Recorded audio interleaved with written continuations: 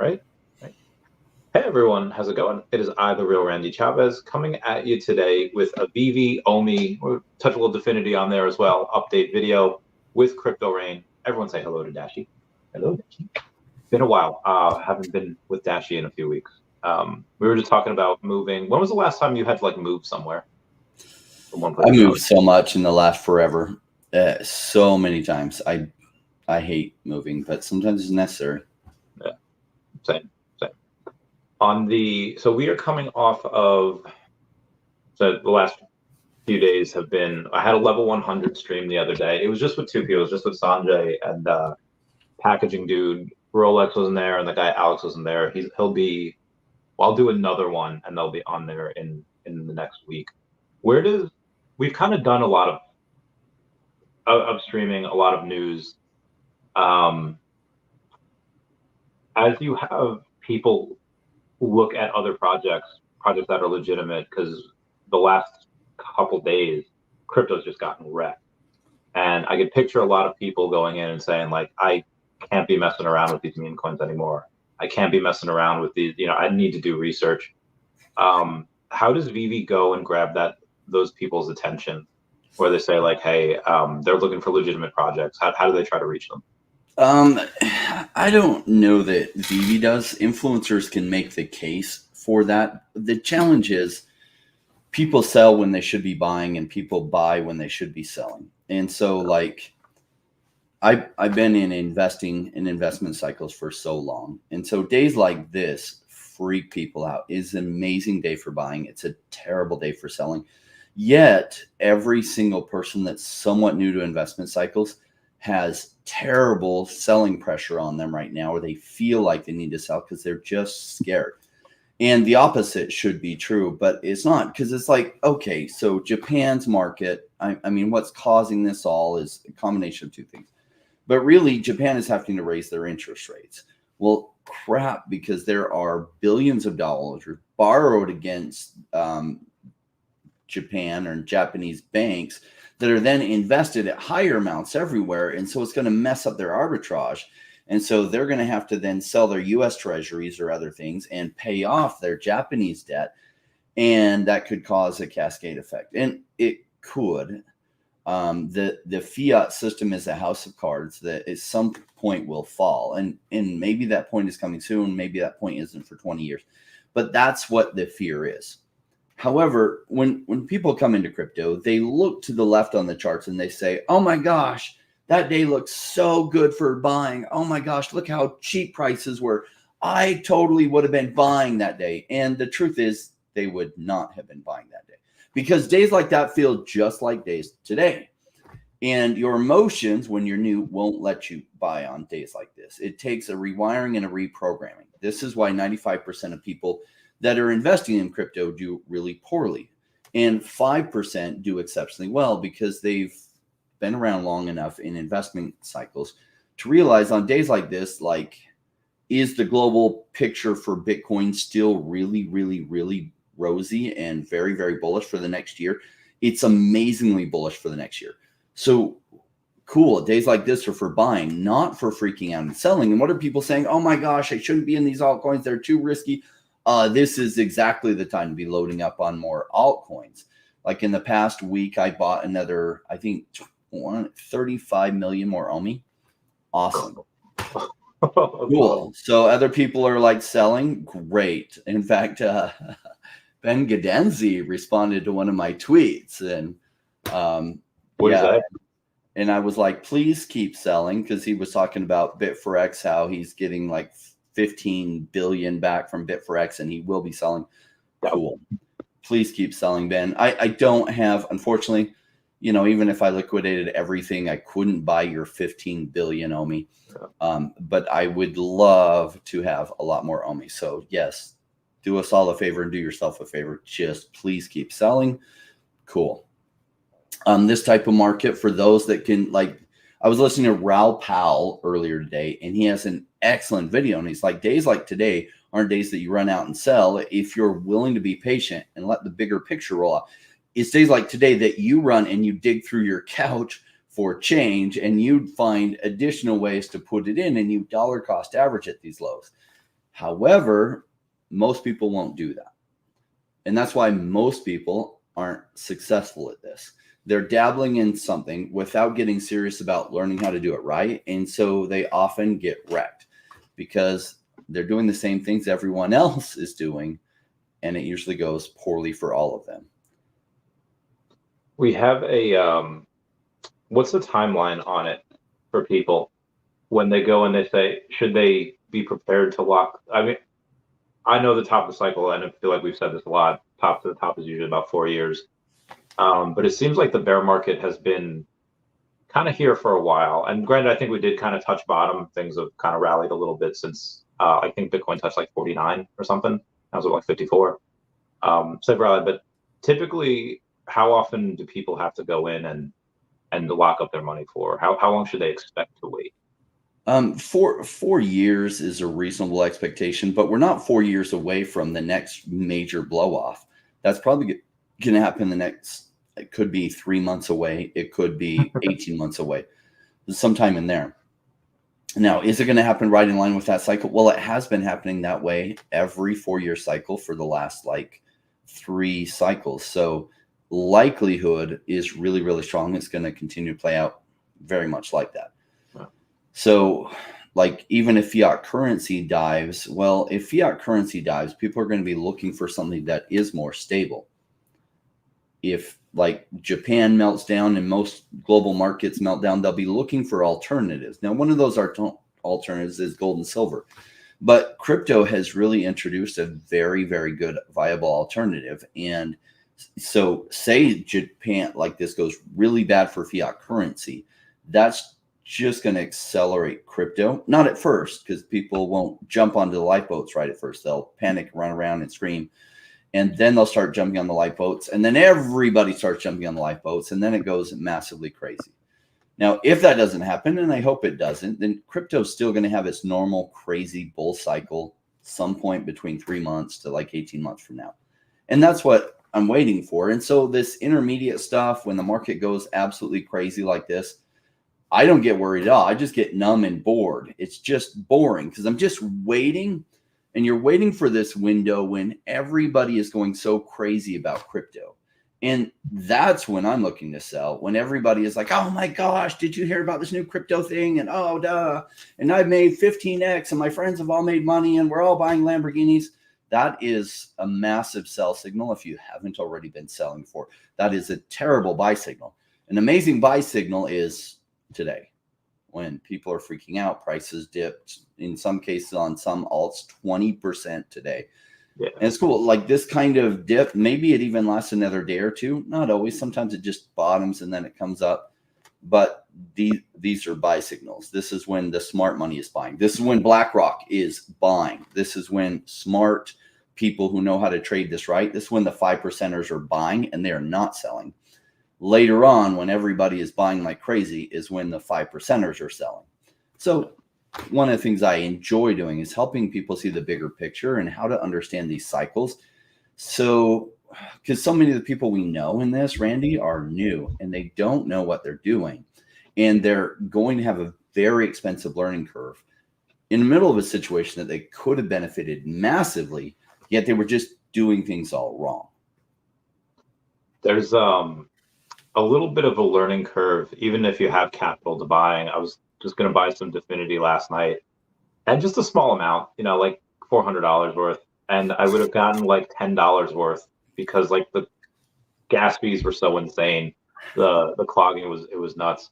There was somebody that bought like a couple 100,000, not dollars worth, just like a couple hundred, like 500,000 Definity tokens, like literally like right before we came on stream. So that was pretty wild. On days like this, or I guess weeks like this, however long it's been going on for, who are the best people to try to follow to try to track their wallets that are public? Do you do that? Do you go and say like, hey, here is VeVe's, here's BlackRock's, here's Michael Saylor's, here's their, and if they're buying, probably a good idea to buy. You could track their wallets. I mean, especially if you have BlackRock's, what it does is it gives you some comfort that you're buying when like the smart money is buying. But I don't actually buy Bitcoin itself. I'm in the much riskier stuff. So I don't track Bitcoin wallets like Michael Saylor. But generally, like, when Michael Saylor is buying, which is anytime he can. So he just continues dollar cost averaging, and that's straight up his approach. BlackRock is pitching their people, and have been for the last year, that like all these prices are amazing buy prices. So I'm not even convinced that BlackRock isn't helping FUD things behind the scenes so that people freak out so that they can buy it much, much cheaper, and their people can buy it cheaper. Not that BlackRock would ever do things like that, but BlackRock would totally do things like that, especially because Bitcoin's not a security. It's not illegal to do that. Sorry, I don't know what that was. We have an interesting article come out from Eurogamer, where normally every 4 years, in conjunction with the Olympics, you had a new Mario and Sonic E-series. You had a new video game from Nintendo and Sega. They came out with the Olympic Games every 4 years. It was like one of those Shakira soccer videos. It was awesome. But this year, they didn't. And the reason why they didn't is because they decided that they are going to explore deals with new partners for NFTs and esports. So these are something that you have these two giant major corporations, Sega and Nintendo, that are, again, they almost guaranteed sales to the biggest icons that they have, Mario and Sonic. Not doing a guaranteed win. They're going and they are exploring ideas for NFTs. Is the world finally waking up, or is this just one more kind of piece to the puzzle, and there's going to be dozens of pieces more left? Yeah, well, what's funny is the world waking up? No, corporations are waking up, and they're waking up in a really big way. But the general public is not. Like, the general public gets swayed by like emotional things like today, and they're scared. And so, like, I know a lot of my audience isn't like scared on days like today, and they already get like buy more. But the general crypto audience is freaked the hell out on days like today. And they're more informed. The general public is like, wants nothing to do with crypto on days like this. Oh my gosh, it's so risky. They'll start coming in after Sega has already launched their stuff, and maybe a little while after Sega and Nintendo have launched their stuff. And they'll come around and they'll be paying top dollar for things, and they'll be waiting in line for forever to buy some NFT for $10,000 that used to go for $100. Because generally people FOMO in when massive green candles are happening, and they FOMO in near the top. They generally do not FOMO in at bottom prices. So corporations get it, right? Like VeVe pioneered some things with like DC Comics, and they did that Todd McFarlane black and white and some other black and white. And DC missed out on an opportunity for residuals on those, didn't even request it or require it. Marvel understood what was going on, and I'm sure Marvel is very happy with the deal that they made, because every time those things resell, they get a slice of that. And I'm sure they're getting their monthly checks, and they're like, holy cow, this digital collectibles thing is the most amazing thing. And then you have like Nintendo and Sega looking at that, and it's like, wait, you mean that Marvel thing that you sold for $100 that later went to like $4,000, and every time it resold you got another $36? That's more profit than every time we made one game sale that we had to physically make the cartridge for and everything. And as that changed hands 3 or 4 different times, you made 6% of that $4,000 sale. And it was like, oh yeah. And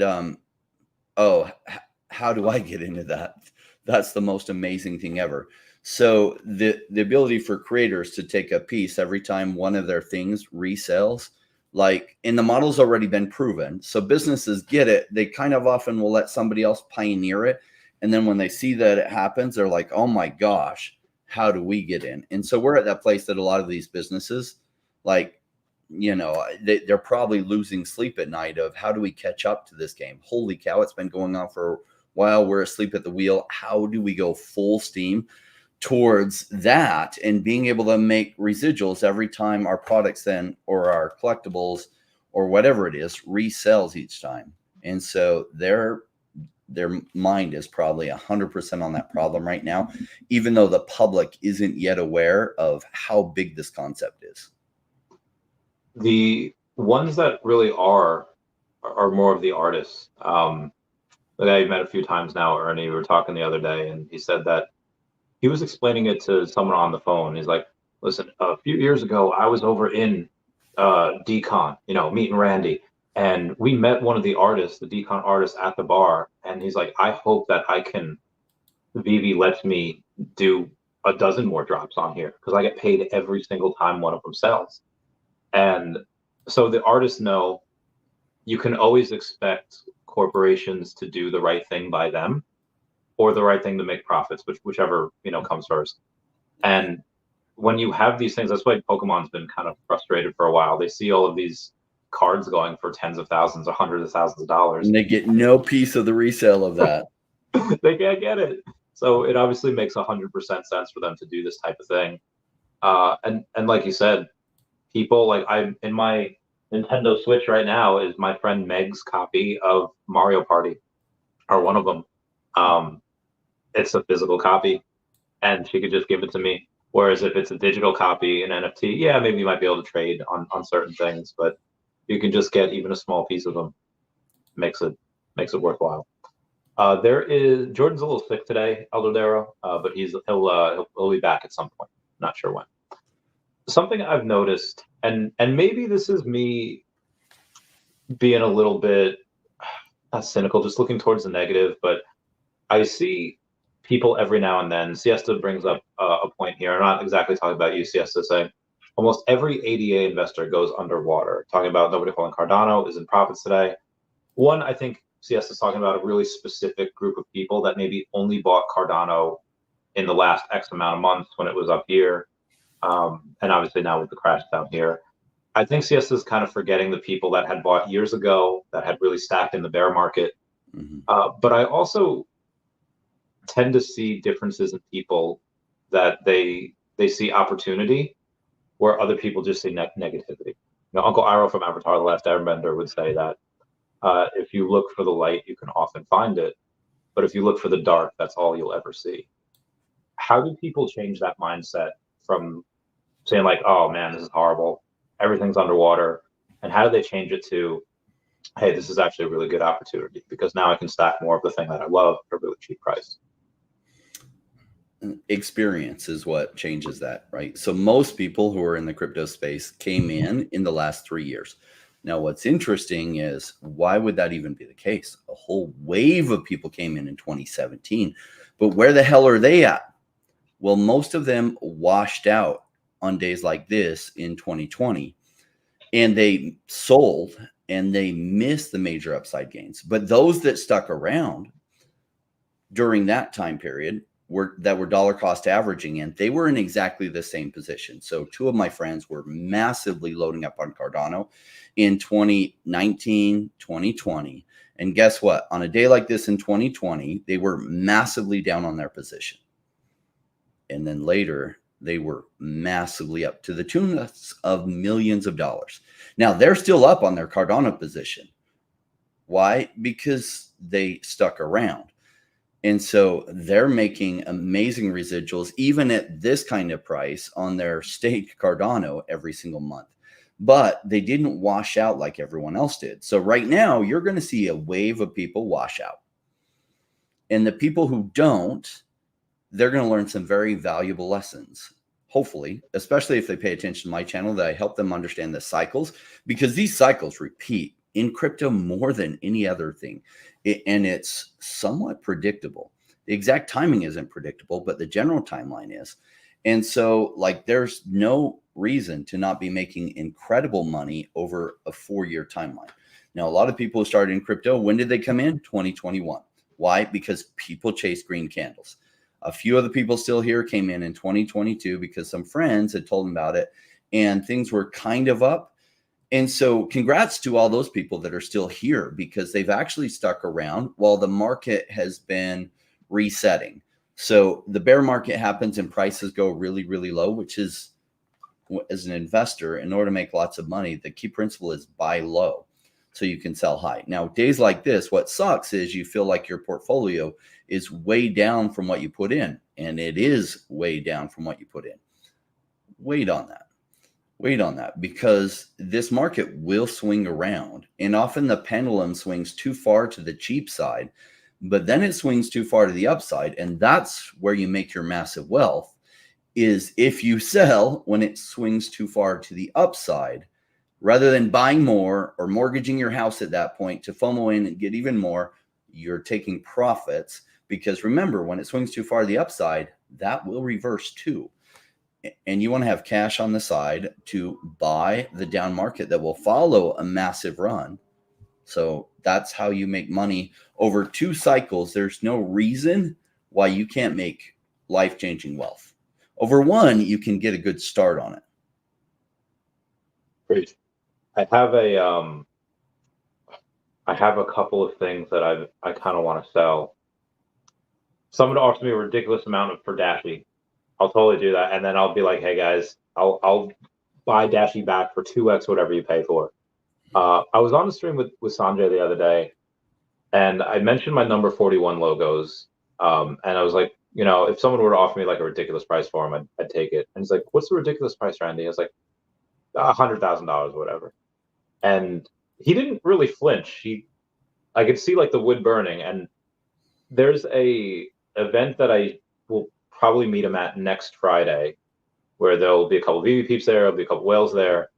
I feel like he might be trying to score a deal with one of those whales and me, and just to have that nice big 6-figure thing, even if it's close to that.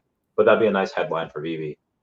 I would put a ton of that, most of that into crypto, probably 75%.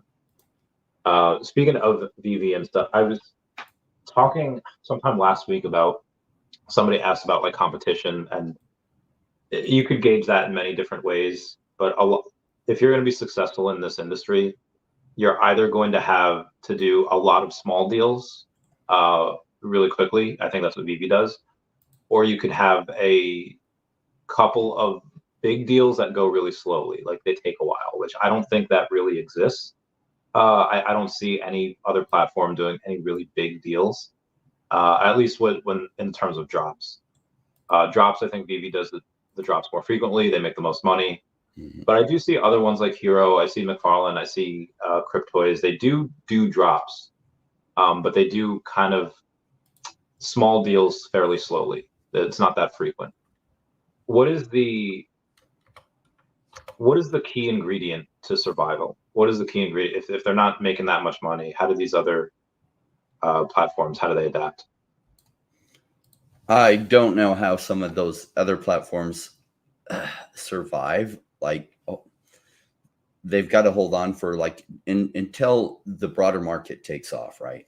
Yeah. So what happens is it's like catching a massive wave. But until then, what can they do to catch traction? They could have a marketing budget of $50 million, and that might generate them $2 million of revenue.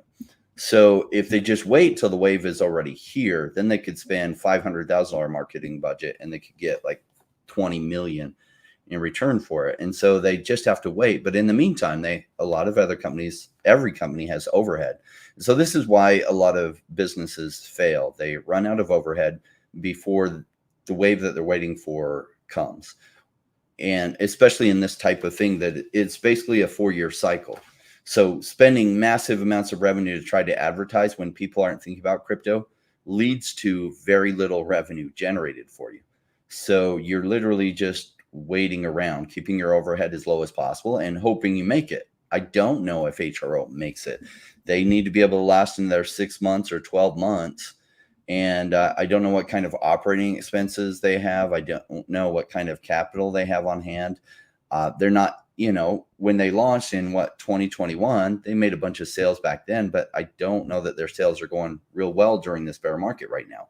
VeVe, on the other hand, is still selling a lot, even in this bear market, because they've created a strong enough community to be able to still market their stuff even during a downturn.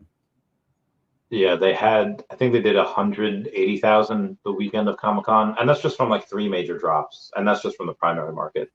There were other things that they had. They had some comics and they had some other things as well in secondary market. But also everyone's kind of sharing IP.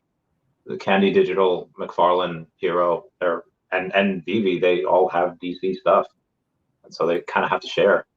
Crypto is a little lucky. They only really have to share with VeVe, but then you have Disney Pinnacle coming out as well. And I don't know why people love to confess their crimes.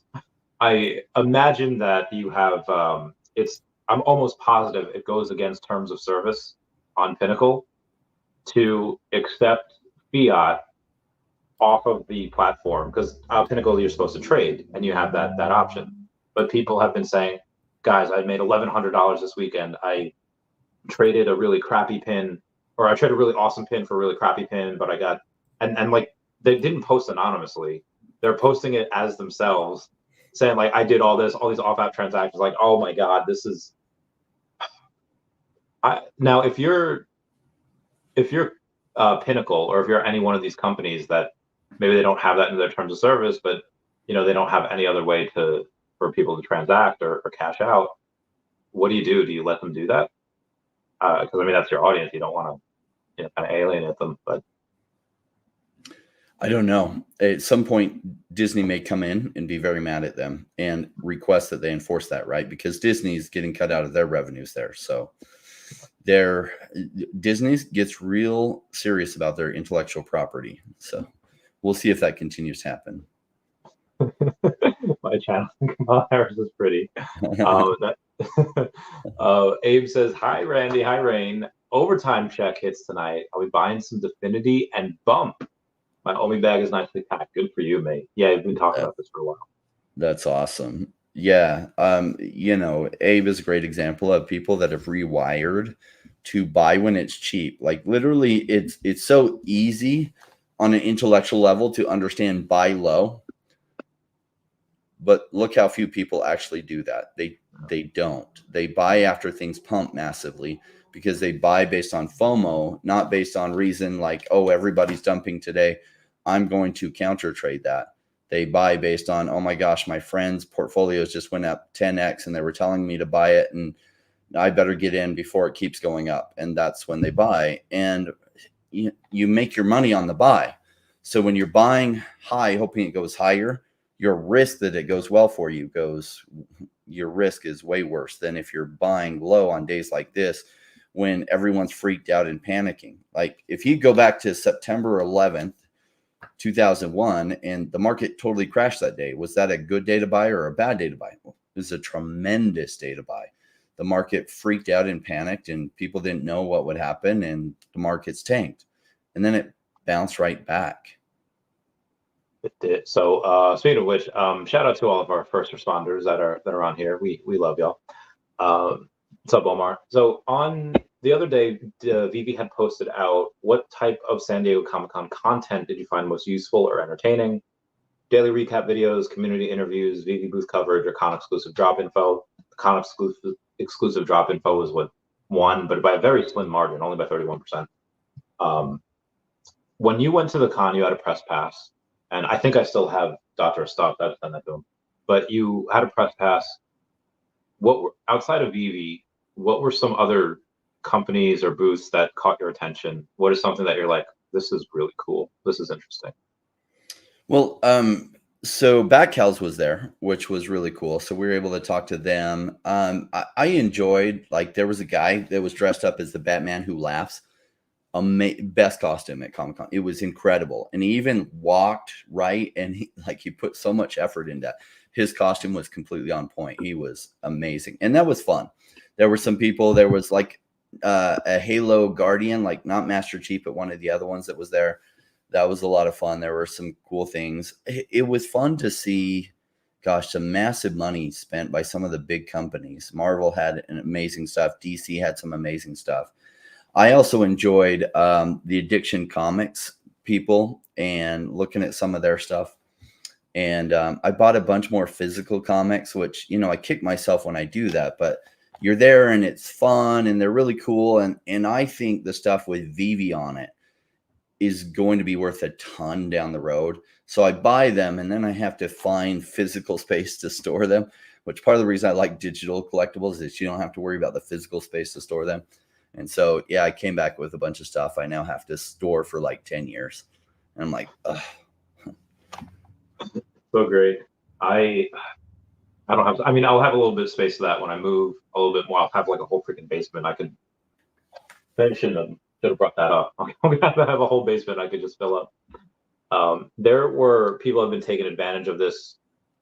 Wayne or at Bruce Clark Kent has purchased his 8th partner statue, so he went pretty wild on that. And then you have the newer drops that are VeVe Magic had posted about, or had reposted VeVe saying making her debut at D23. Magic says this is her Super Bowl. This is one of the most important events for her as a Disney person. What type of speculation, what type of announcements do you think? I'm hoping that VeVe has like maybe in the credits or something of like a new Disney Plus show, because we're getting some D23 drops. We're getting some of that. Any speculation on things that they might do or say, or any surprise drops outside of the metallic reds? I'm not very dialed into it, and even I don't follow most of the new drops closely. And the reason is because they don't pump in the short term. They usually, like maybe the day of, and there's some that are really good that if you happen to give them the day of and you turn around and sell them right away, you can turn like some good profit there. But a lot of it, I just wait till they're like 3 months, 4 months, 5 months, 6 months old, and people kind of are dumping them to get the new flashy thing. And so I just kind of log in the queue. Like, I'm like, okay, 5 months from now, buy a bunch more of those if they do get really cheap. And so the upcoming drops, I don't even pay that close attention to the new drops, except for a few that I'm like, okay, I got to grab that. If it's a really special comic or a really special FA character, then I'll buy it when it drops. Same. There would be, so I remember asking David maybe like a year ago, give or take, saying like, hey, there's this QR codes that people can scan on Disney Plus on the Moon Knight series, She-Hulk, Daredevil Born Again, and you can get a comic over on I think it's Comixology, or I think it was just the Marvel Unlimited app. And I asked, would there ever be something like that for us? And he said, I'm going to pretend you didn't ask that question. So I'm still hoping that comes at some point. He might have just been kind of playing a coy for the Marvel thing that happened at South by Southwest, but that's something that I'm pretty sure can happen. But again, that's just my other thing. David had gone on and posted something like a year ago, and he was saying like, hey Alex, thanks for everything, can't wait to see what you do in like a new venture. It was a while. I can't find the screenshot, I can't find the actual post from him, but I swear that was a thing. Do you recall that, what I'm talking about, or no?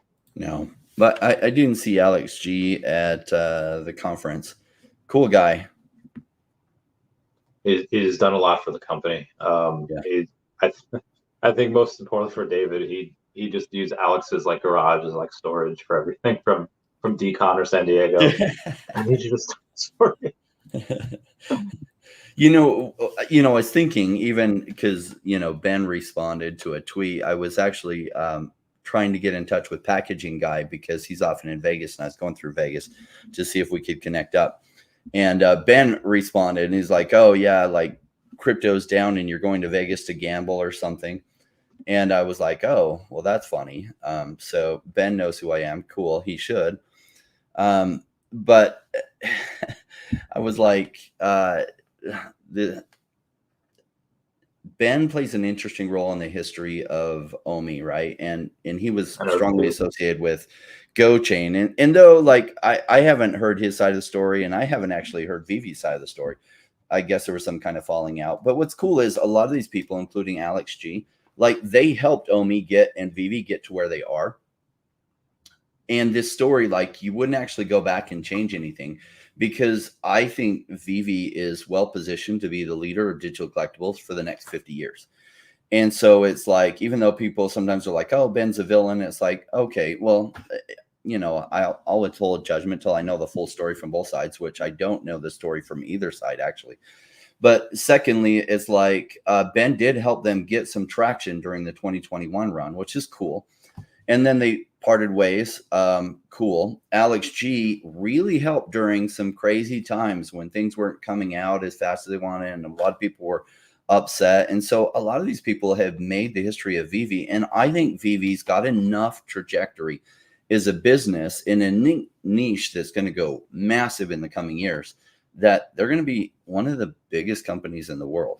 And, you know, each of these people played a big part of that.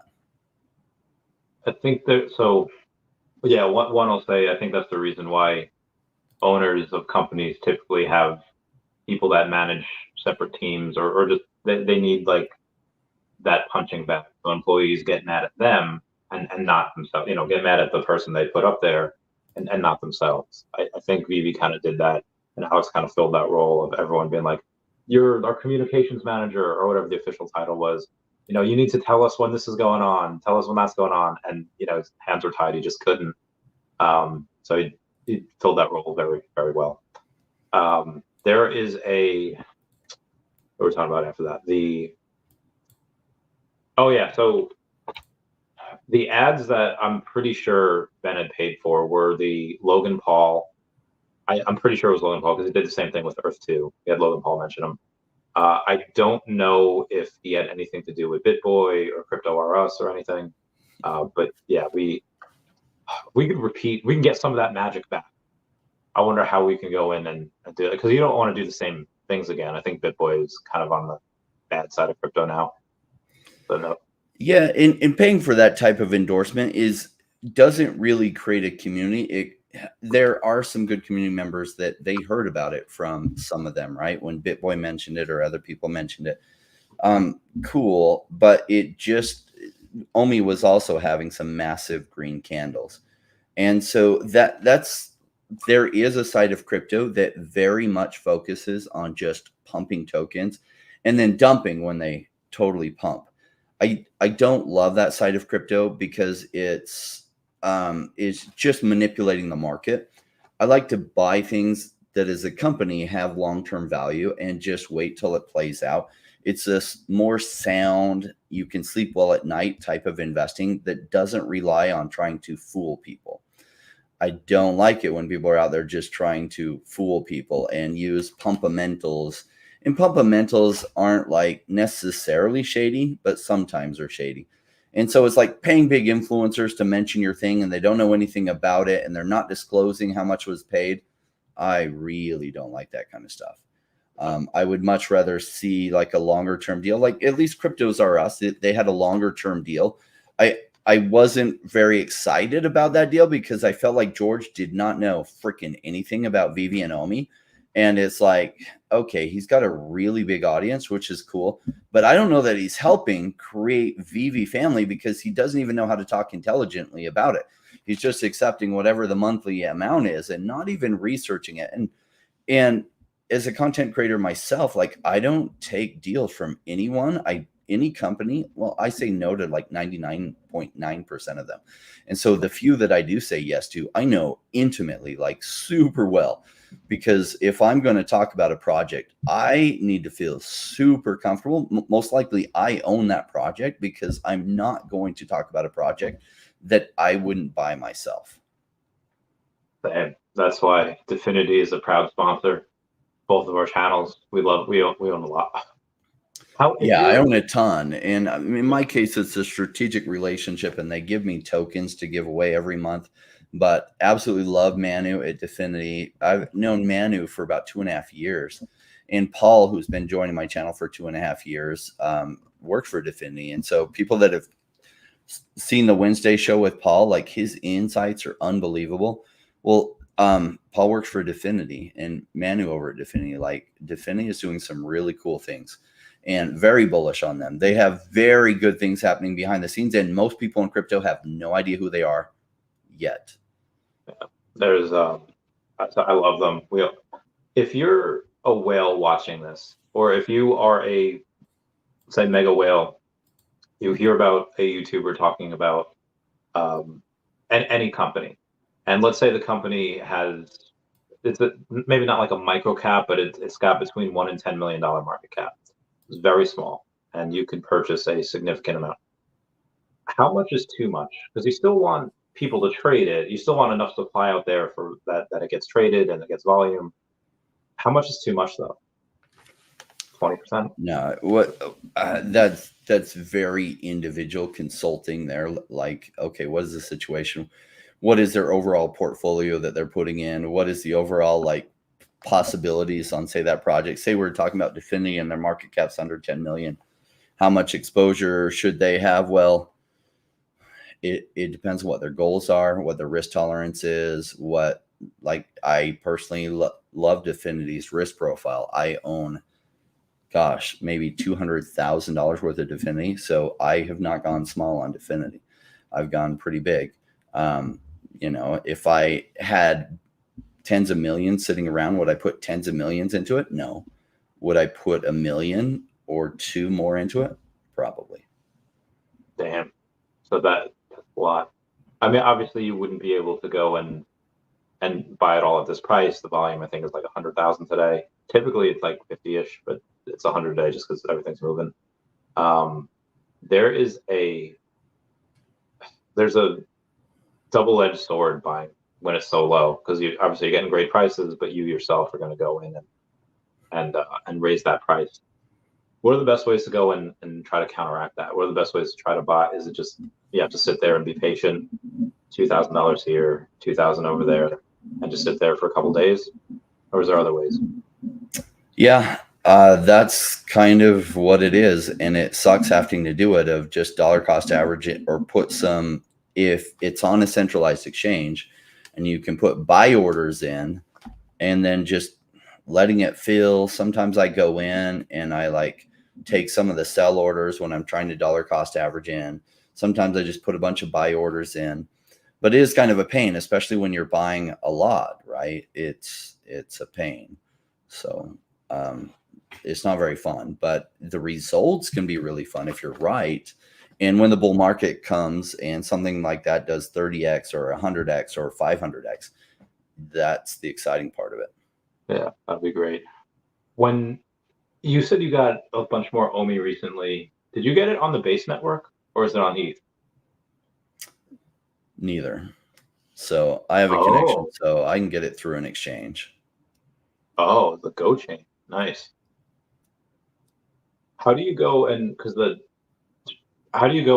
Bitforex is down now? How do you change it from Go chain to anything? No, there's other exchanges that have it, right? So Gate.io, there's some other exchanges.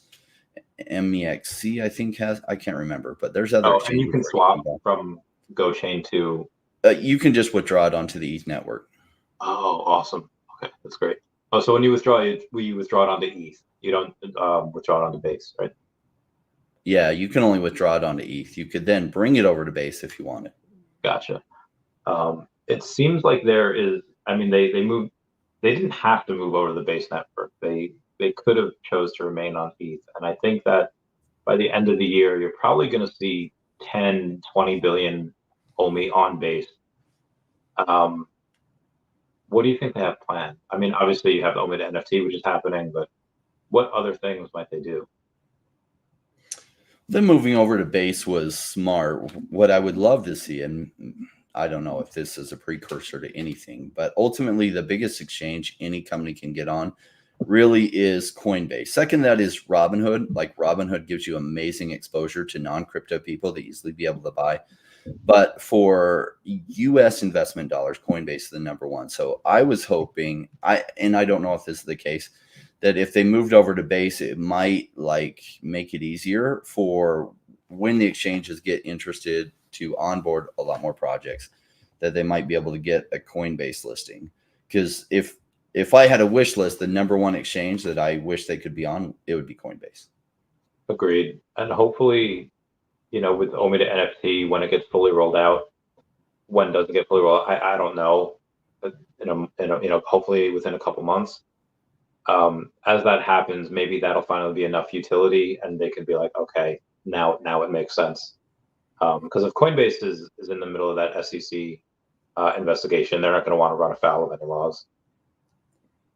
Yeah, and Coinbase isn't the only exchange being really careful right now. A bunch of them are being careful. Why? The US SEC, thank goodness, the courts are not looking positively on the SEC's stances. But still, like, even when you win a lawsuit, you lose because you had to fight it. So if you notice, most exchanges aren't adding any new tokens except for meme coins. And the reasons why they'll onboard meme coins really quick is because there's zero chance, at least at this point, of it being deemed a security, because there's no effing utility to it. It's worthless. It's just garbage.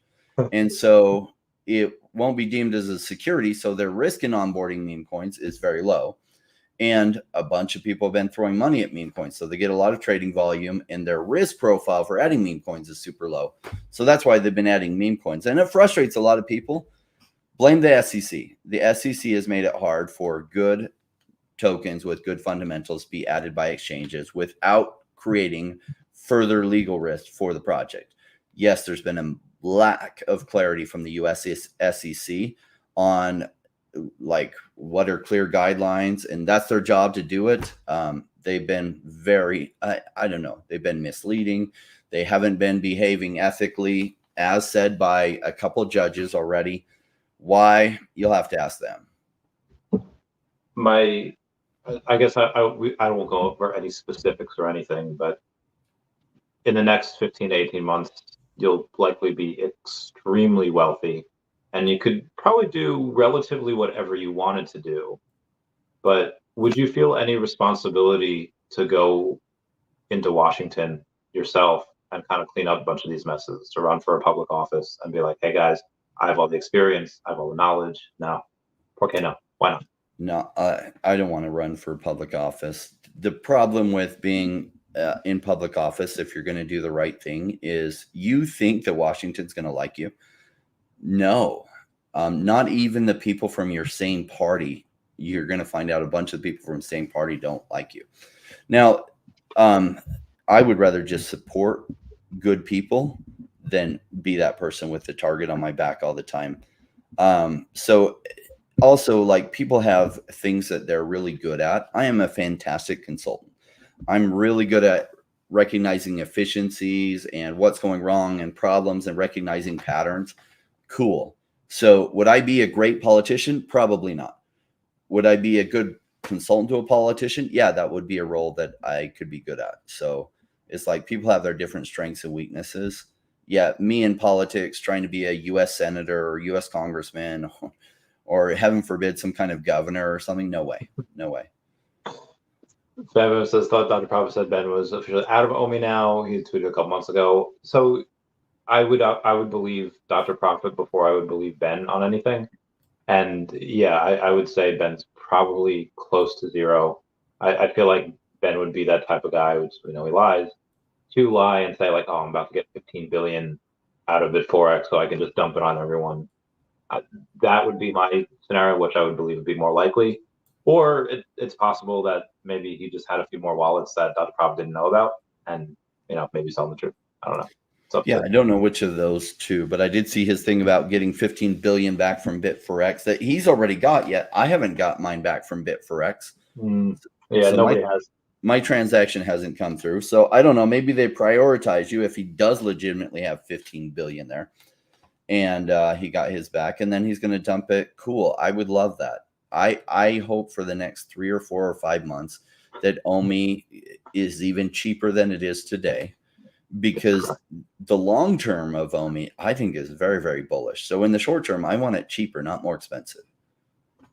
That's the goal. That's the idea. So please, Ben, I hope you're right on that and being honest, and you have 15 billion and you're just going to continue selling it off.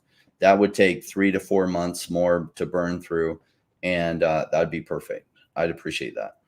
The burns at these levels will be great too. So obviously the burns, the only burns that they've confirmed are just the OMI to NFT, person to person. There'll be a buyer's fee, like 2.5%, give or take, that they'll take care of. But there's going to be, I'm going to say that can't be the only burn. I'm telling you guys, there's probably going to be at least 1 or 2 more ways to burn the OMI, and that'll do really well with the prices down here. Saying, give me just a sec. I'm going to go get a drink, and I'll be right back. I will hold the fort down. Planet Empire saying, yeah, waiting after the FOMO ends, after the drop pays off. Just bought my 46th first appearance mini for only 60 gems. I just wait for it to sink, then buy. So I don't know what possessed me to do this the other day. I think Blackpink is fine.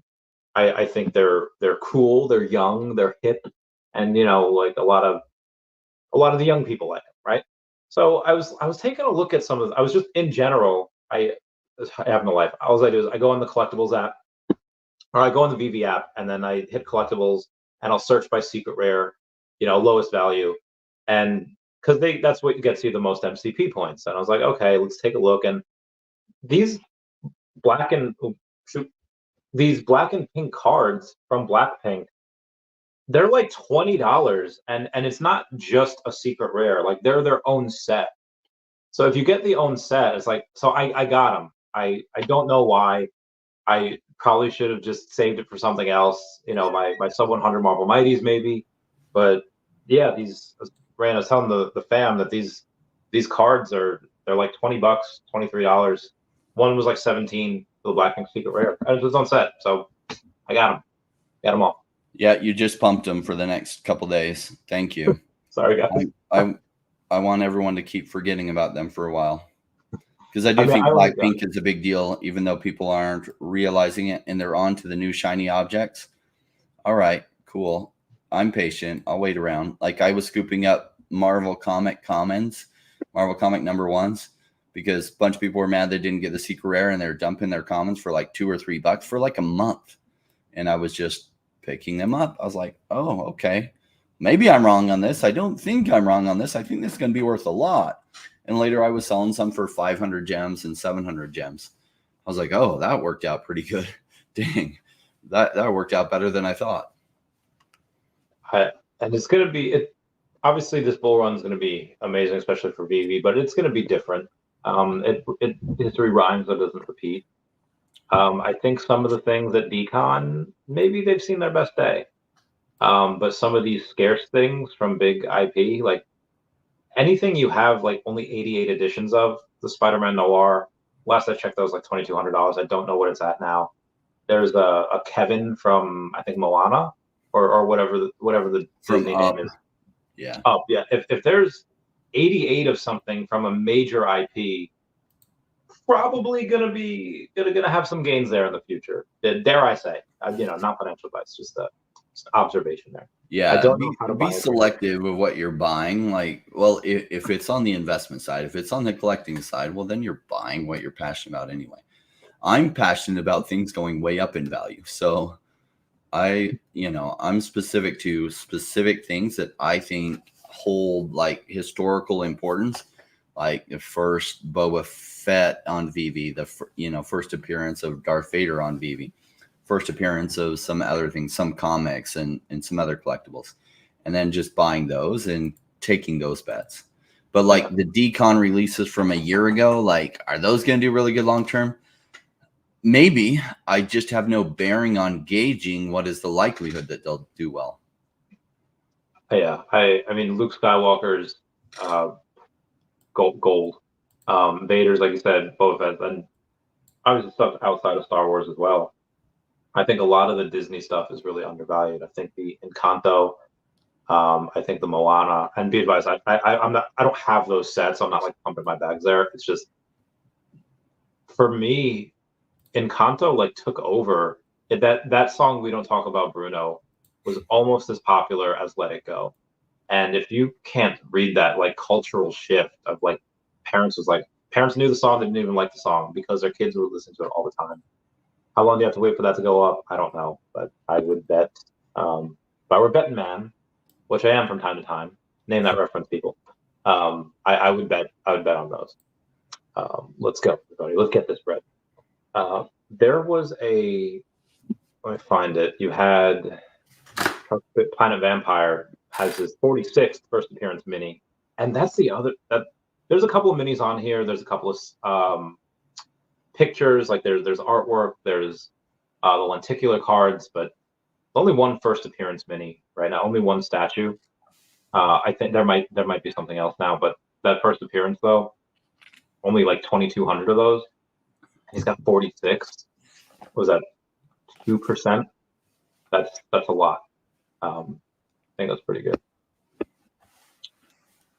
I don't know, outside of the other stuff, what are some things that you guys that you're thinking is not super obvious, like obviously Vader or Boba Fett? Is there something you're like, maybe something like this? Well, yeah, you're looking for major brands that when the fans of those areas come in.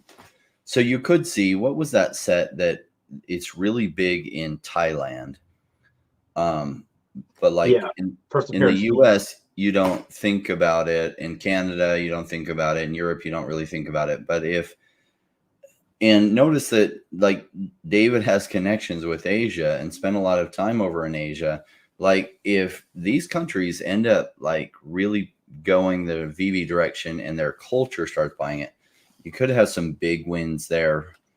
And right now, like nobody's thinking about them. So I forget the name of the set Highlight. even.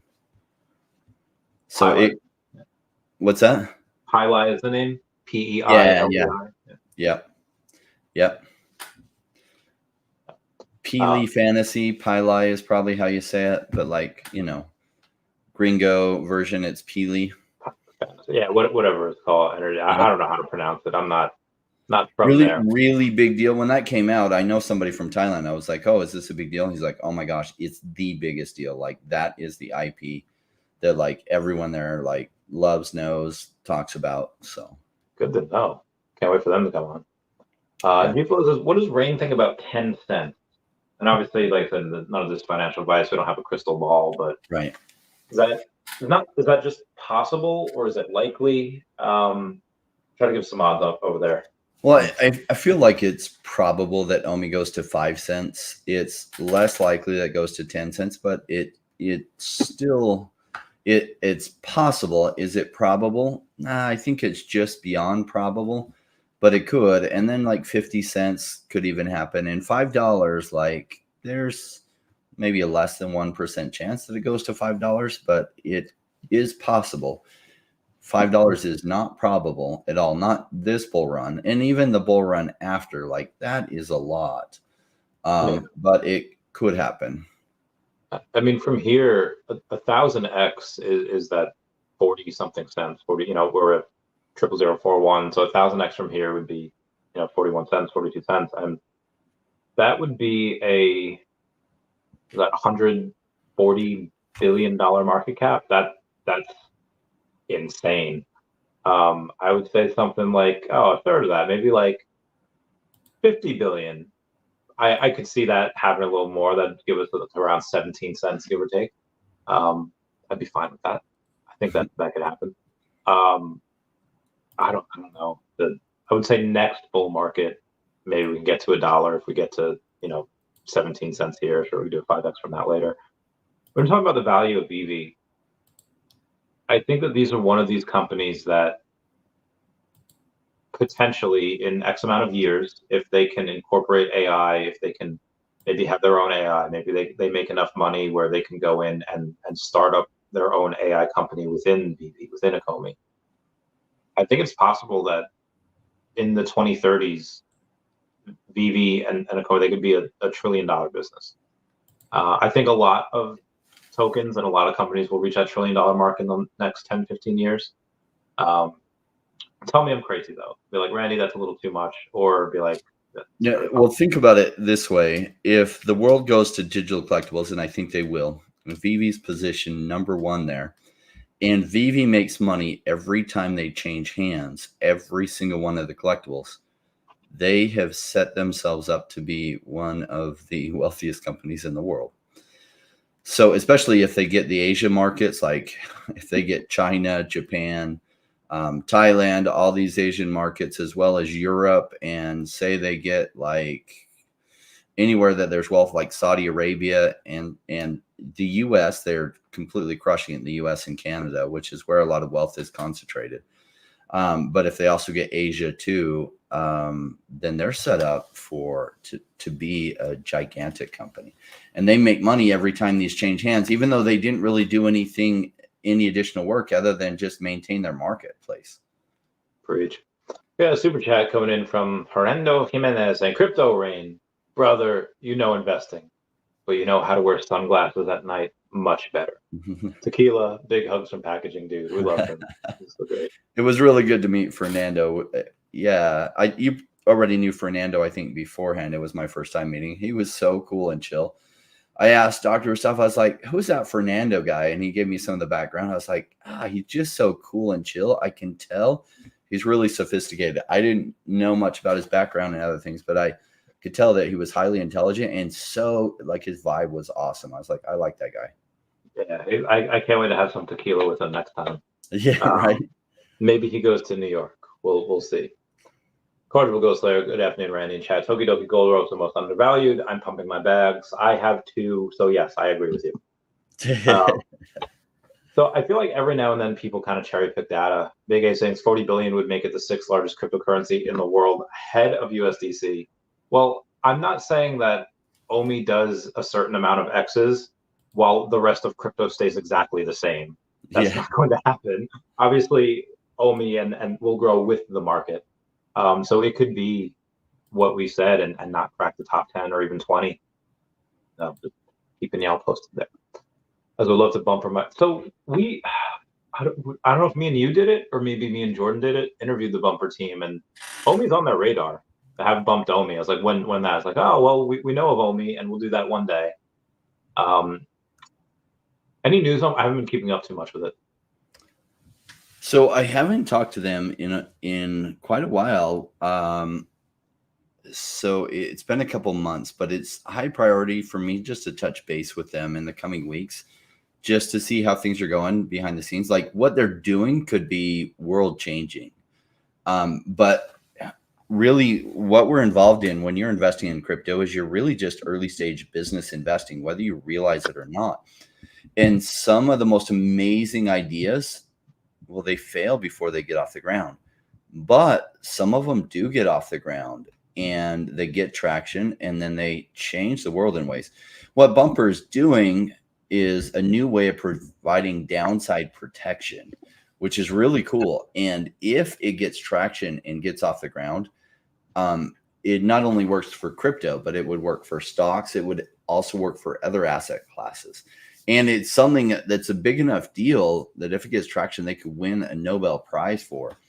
So they really did innovate something really amazing. Now, will it all come together? I don't know. I have huge bumper bags because I believe in the people behind the project, and I hope it comes together. But early stage business investing is risky, and sometimes it goes 500x, and sometimes it dies before it gets off the ground.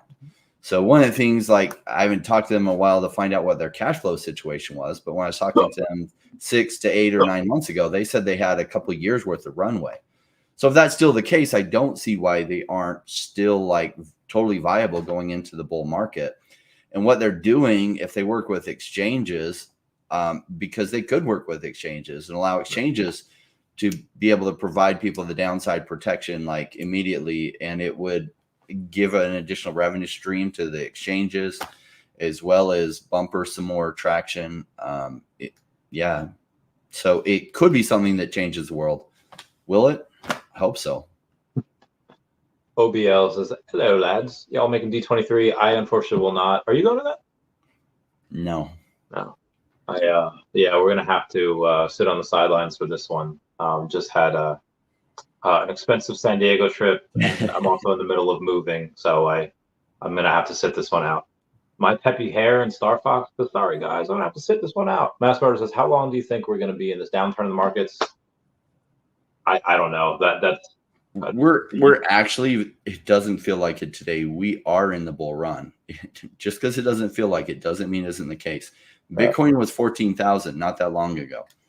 And so it's like, oh no, it crashed to 55. Oh no, it's crashing below that. It didn't crash to 14. Notice that. So we're in a greater bull trend, but the very fun part of the bull trend, the blow off top, happens very quickly when it happens. And it happens over like a month and a half to 2 months. And so when is that? I don't know if that's 3 months away. I don't know if that's 6 or 12 months away, but that's what I'm waiting for, because I stocking up now at cheap prices, which sometimes then get even cheaper on me.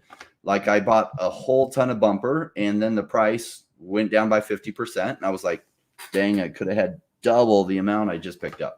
Well, that happens because you don't know exactly where the bottom is. So I just dollar cost average at good prices. And then when everything goes crazy, that's when I sell. Great. So I wish I knew the answer, Mass Murderers. Like so some point between 3 months to 18 months is my best guess. Same. Good one. I feel I've been monopolizing the questions here. Have anything you wanted to go over before we? Well, some of so you're obviously really big in VeVe and OMI. What are some of the other crypto projects that you've been following, and what do you like about them? Dfinity, and I mean we've talked about this before, and I talked about it, I think at length. I made its own very special Dfinity episode the other day, just a quick little 15-minute video. What I really didn't mention, I went off so much about the company. I really didn't talk too much about Manu, who is just an absolute genius, either a genius or as close to genius. Like I would say 150 IQ minimum for him. And he doesn't just, like, it's not like was from crypto and he's like, okay, new to banking and trying to navigate that. He's been in banking for 20 years, despite how young he looks, and understands crypto exceedingly well. He's very effective at getting things done, at letting people know what options there are and guiding them towards the best options.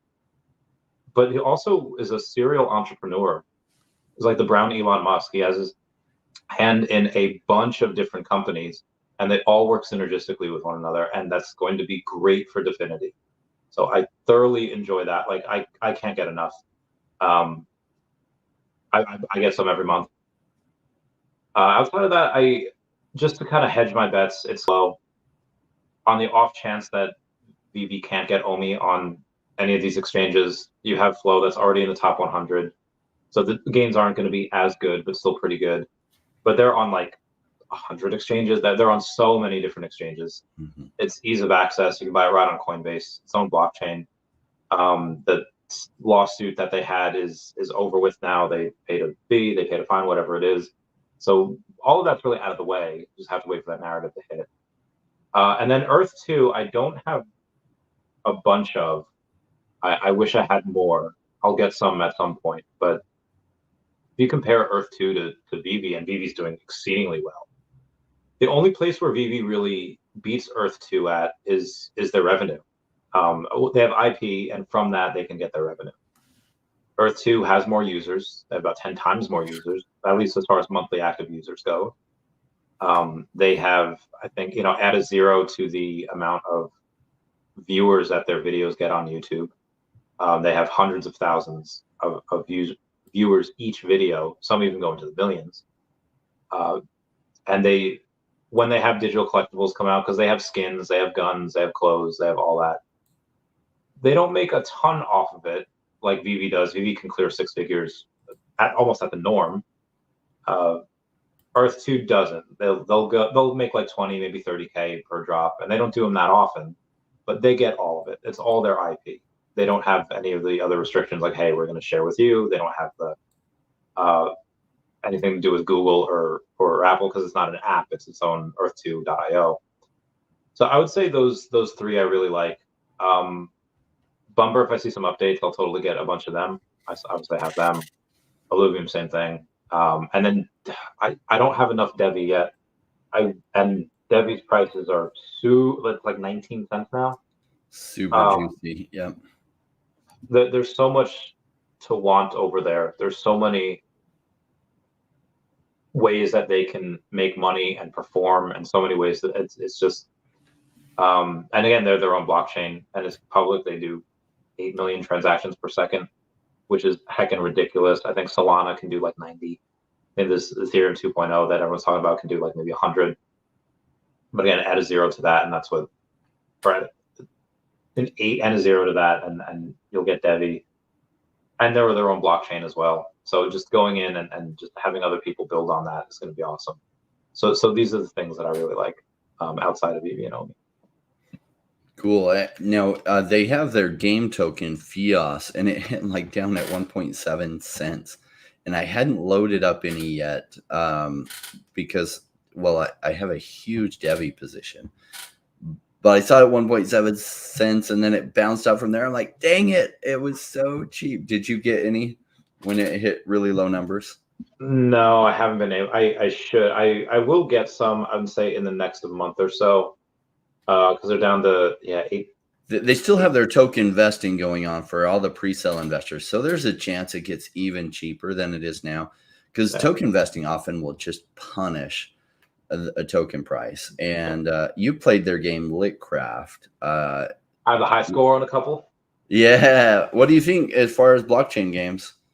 They did get the number 2 blockchain game out there right behind Illuvium, but most people are unaware of Litcraft completely. Yeah, it's one of those games that there's only like 10 of them or maybe 11 of them, but there's different levels of them where you have this thing called b-ball. Every time you tap the screen, a basketball goes this way, left or right. And they have a normal version and a hard version. And they have games like Solitaire it's their version of Solitaire. And it's easy. Anyone can play it. But people speed run Solitaire. I'm finally like number 5 or number 6. I don't know how people beat Solitaire in like 90 seconds. That is insane. But if you go Super Saiyan and take some Adderall, and I beat it in like 2-ish minutes, like 2.5 minutes. So I'm on the leaderboard, but they have things that are super simple, and then they have things that can take. I played this one game for like 7 hours, and I have the high score by like 200 levels. Then I think the next person after me is like level 337, and I'm like 537. I went a little lost that day. It's great. I wish we need a Twitch streamer to pick that up, to be like, hey, I'm playing this game. Like, and I'll try to go into the chat, be like, all right, boys, I'm going, and I'm trying for this high score. I have a few hours. And every now and then someone will kind of like play with it. All right, I'll try it too. But for Mario Kart speedruns, you have like big thousands and thousands of people that watch people that are really good at these games try to get the new high score or try to get the lowest time they can. If we can tap into that, if we can tap into those gamers unite, and we can get like these competitions going, daily challenges, and I wish they would have a bowling game. I wish they would have something else in like the sport arena. I feel like that would be really, really, really good. So if they can get that together, yeah, big fan. Yeah, if they survive into the bull run, I think they're well positioned with a game that could get some massive traction. But in the bull run is when all of a sudden everybody starts paying attention to blockchain, because then that you can actually make money playing these games, because people are coming in and buying the items, which provides a ton of inflow of money for those that are actually playing and crafting those items and then selling them, which drives further demand, because it's like, wait, you can make money playing a video game. So if they can survive till then, and I think they'll pretty easily be able to do that, but if they can survive till then, I think Twitch streamers will pick it up, and Twitch streamers, and then you'll hear so many people talking about it, and then it goes absolutely massive. But yeah, I mean, that one talking about a $40 billion market cap, again, I don't expect OMI to do that, and the rest of the market just stays where it is. Obviously, they're all going to grow together. Right. It's not confirmed that Benji has 15 million on BitForex. It's just he mentioned that he did.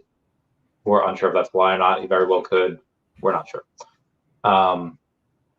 Yeah, so those are that. Anything else you want to go over before we bounce? No, days like this, they're part of the emotions that wash out so many people, and that's why so few do well in crypto. They just they can't buy on days like this. If anything, they sell and they're like, I'm done, and they check out. And that's why, like, when I came in 2017, I was just sure everyone who started with me was going to be completely rich in crypto, because surely, like, there was opportunity here, and most of them washed away in 2018, 2019, 2020. And they weren't around for 2021 when the big gains happened for everything I was accumulating during 2018 through 2020. Awesome. We'll end it here. I'll just talk to you a little minute off stream as well. Thank you, everybody, for coming. Thank you for the super chats. Everyone said goodbye to Dashy. Bye-bye, Dashy. So I do not have a daddy soda